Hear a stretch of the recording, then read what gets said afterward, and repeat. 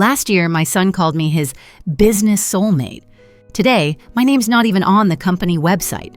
Not a single mention, no photo, nothing. I didn't yell, I didn't fight, but I did something that made him realize I wasn't just the silent partner. I was the whole damn foundation he erased. And this is my revenge story. I wasn't supposed to be working at 66. Not after 37 years of teaching, not after burying my husband, and certainly not after cashing in every retirement account I had to help my son chase his dream. But I was there, folding tissue paper at midnight, cutting ribbons when my hands ached, answering DMs on the shop's Instagram when my eyes could barely stay open. Every corner of Douglas Floral had my touch. Every label, every flower arrangement, every custom note card. I was proud. I didn't want credit. I just wanted to be part of something that was his, ours. When Nathan came to me 5 years ago, fresh out of another failed startup, his voice cracked on the phone. "Mom, I've got this idea. A floral and gift brand, classy but accessible. I just need help getting it off the ground." I didn't hesitate. I told him I'd back him. Financially, emotionally, fully. He didn't qualify for a business loan back then. Bad credit. So I stood in. I registered the business under my name, put up the $70,000 we needed. "Just until things stabilize," he said. They never really stabilized for me, not in the way he promised. I worked full-time, unpaid. I told myself it was fine. Mothers do that. That's what we do. We give. Even when the giving gets quiet and tired. He offered to hire help when the shop got busier, but I refused. Not out of pride, out of love. "Save the budget," I said. I've still got strong hands. What I didn't realize was that my hands were building something he eventually didn't want me to be part of. And I wouldn't see that clearly until the night I collapsed and he said he'd come tomorrow, if he could. That was the night something shifted. Not in him, in me. I started noticing little changes. First, it was the logo. He hired a branding agency, said we needed a fresher look. Then the packaging changed. The pastel blues I had chosen, soft and calming, were replaced with clean black and white boxes. Sleek, cold. "Nathan," I asked one evening, "did you want me to proof the new About page before it goes live?" He looked up from his laptop, almost annoyed. "It's already done. Lisa rewrote it." Lisa, his wife, marketing background, sharp-tongued, always a little too polished at family dinners. That night, I checked the website. Founded by Nathan and Lisa Douglas, Douglas & Company was born out of a love for modern gifting. That was it. No Marianne. No family legacy. No mention of the woman who filed the business papers, stocked the shelves, hand-wrote the first 300 thank you notes. I didn't say anything. I just closed the laptop. Maybe some of you reading this have done the same. Closed a door quietly instead of asking why it was slammed in your face. I kept showing up. I kept working. But something in me went still. Then came the night I collapsed. It had been a long day. Lisa didn't come in, the new intern had called out sick, and orders were backed up. I stayed late, sorting inventory in the back. My chest had been tight all afternoon, but I ignored it. Old habits. I was labeling a shipment when my vision blurred. I remember leaning on the shelf and whispering, "Just a few more." Next thing I knew, I was on the cold concrete floor, my breath shallow. My fingers shook as I tapped his number. He answered on the third ring. Music in the background, laughter. "Mom?" he said, sounding like someone caught off guard at a party. I don't feel right," I whispered. He paused. Then, "Mom, it's late. We're in a dinner with investors. Can we talk tomorrow?" Tomorrow? I think that word hurt more than the pain in my chest. I managed to say, "I think I need help." He sighed. "Just call 911, okay? That's what they're for." And then he hung up. "No, where are you? No, I'm coming. No, you're not alone." If you've ever called your child and heard that kind of silence on the other end, you'll understand what I mean when I say something broke inside me, but not the kind that gets fixed. Let me know in the comments. Have you ever been erased from something you helped build just because you didn't fit the new image? Because that's what it felt like. Like I was a wrinkle they were smoothing out. I woke up in the hospital, the kind of cold white room that smells like bleach and forgotten people. A nurse was adjusting wires on my chest. "You had a mild cardiac episode," she said gently, "but you got here in time." I tried to remember how. I don't recall calling 911. Maybe the call redialed itself. Maybe someone found me. It didn't matter. I was here. Alive. Alone. No messages from Nathan. No, "How are you, Mom?" Not even a missed call. I stared at the door for hours, expecting it to swing open. It never did. By the next morning, I reached for my phone. Out of habit, out of hope, still nothing. I opened the company website, maybe to distract myself, maybe to feel close to something I helped build. That's when I saw it. A new homepage, glossy and polished, a video montage of their latest corporate gifting campaign. Lisa walking through the floral studio, Nathan shaking hands with investors, their voices narrating, "At Douglas & Co., we believe gifting should be smart, stylish, and stress-free." My heart slowed.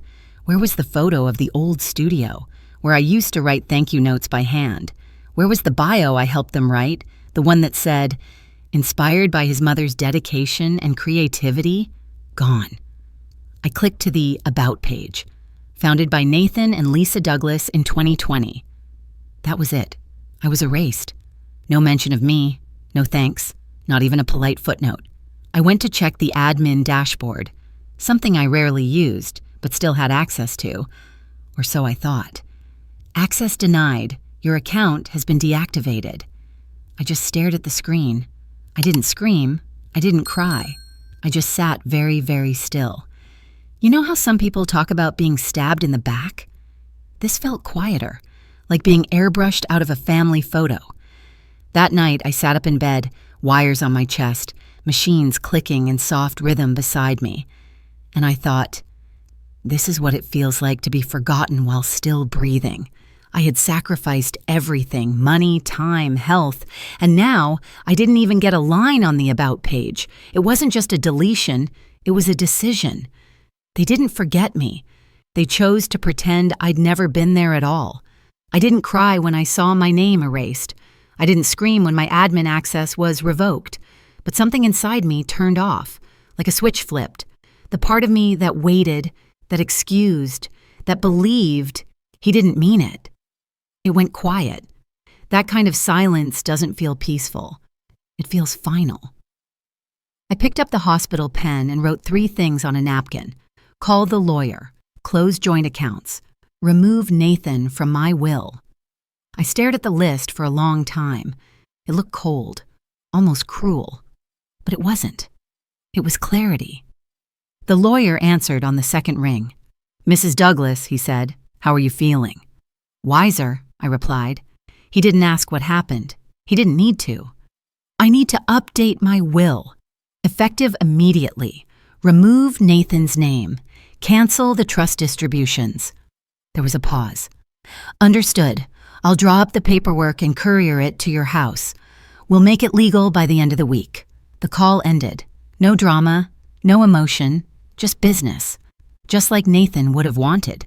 Next, I called the bank, asked them to shut down the business checking account I'd been linked to for years. The one where my monthly deposit went to help cover payroll gaps. No more. I cut the auto transfer, froze access to the secondary card Nathan used. Then I called the florist supply vendor. "Please remove my name from the Douglas & Co. account," I said. "I'm no longer affiliated." Another clean cut. Everything I did that day was quiet. But with every click, every phone call, every signature, I felt a weight lift. This wasn't revenge, not the dramatic kind. It was reclamation. I didn't announce it to anyone. I didn't warn Nathan, because people who erase you don't deserve an explanation. I didn't even block his number.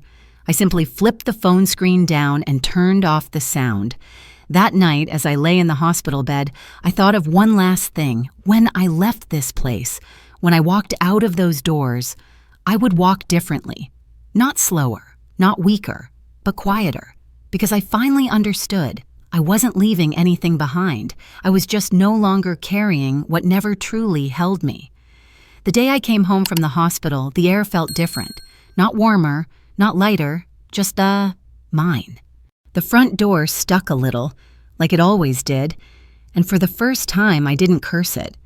I liked the resistance. It reminded me that this was my house, my space, my terms. I set down my overnight bag, took off my shoes, and stood in the middle of the living room. Everything looked exactly as I'd left it, except for me. I was different. There was a drawer by the front door. Inside, a spare key, the one Nathan used to let himself in, unannounced. I picked it up. Cold, familiar, entitled. I placed it in a plastic bag, wrote Beau, returned to sender, on a small envelope, and left it on the mailbox for pickup. Then I changed the locks, not out of anger, but because I finally accepted no one should have access to your life just because they've always had a key. After that, I sat down at the table, opened my laptop, and pulled out the list from the hospital. Call lawyer, done. Close accounts, done. Remove access, done. There was one thing left, start over. I walked into the spare room, the one I used to keep ready in case Nathan and Lisa needed to stay the night. Fresh sheets, extra pillows, just in case. That day, I stripped the bed, folded everything into a box, and stored it in the attic. Then I opened the window. Let the air in, let the memory out. Over the next week, I filled that room with things that belonged to me, not to my past role as mom or helper or the woman who made things easier. Books I hadn't read, plants I'd always wanted, a painting I loved but once hid because Lisa said it didn't match the aesthetic. I made tea, rearranged the furniture, reclaimed the silence. I even started a small side project, my own little online shop for handmade crafts. Nothing big, nothing branded, just mine. It was slow, quiet work. But for the first time in years, it wasn't invisible. I called the hospital and asked them to update my emergency contact information. Would you like to keep your son listed? No, I said calmly. Please remove him. There was a pause on the other end, then a soft reply. Understood. I hung up the phone, and for the first time, I didn't feel alone. I felt free. A week after I changed the locks, he came. I saw the car pull up before the knock. Nathan stood there in a crisp button-down, holding a bouquet of white lilies. My favorite, probably Googled last minute. He looked tired, nervous, too late. When he knocked, I didn't jump. I didn't rush. I opened the door just enough for the screen to catch between us. Mom? He smiled, voice too rehearsed. I came as soon as I could. I didn't say a word. He held out the flowers. I remembered you liked these. I didn't reach for them. His voice dipped into that half-guilty, half-defensive tone I knew too well. Lisa said I should have handled things better. I was overwhelmed. The rebranding, the investors, I wasn't thinking straight. I nodded slightly. You were thinking clearly enough to remove my name. He opened his mouth to respond, but nothing came out. I'm not accepting visitors today, I said softly. He blinked. Seriously? After everything we've built? You built, not we anymore. His face changed. This is dramatic. There it was, the word he always used when I had feelings, when I asked for help moving a dresser, when I said Lisa's tone stung, when I cried after being left alone on my birthday. Dramatic. No, I said. This is clear. He stepped back, lips tightening. So, you're shutting me out? For now, I replied, until I believe I matter more than your convenience. I closed the door gently, not in anger, but in peace. I didn't need to slam anything anymore. I'd already shut the door in my heart long before I ever touched that handle. That evening, I sat at my kitchen table, tea in hand, silence all around, but it wasn't empty. It was honest. 2 days later, I got a typed letter from Lisa. Cold words wrapped in politeness. You've deeply disappointed the family.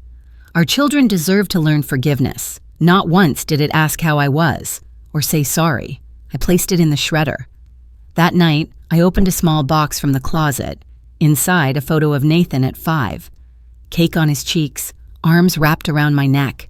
I held it for a second, then placed it in a drawer, not out of hate, out of healing. If you've ever had to quietly walk away from someone you gave everything to, if you've ever been erased, rewritten, or made to feel like a burden, tell me in the comments, when did you stop explaining and start choosing yourself instead? You're not alone, and you never were.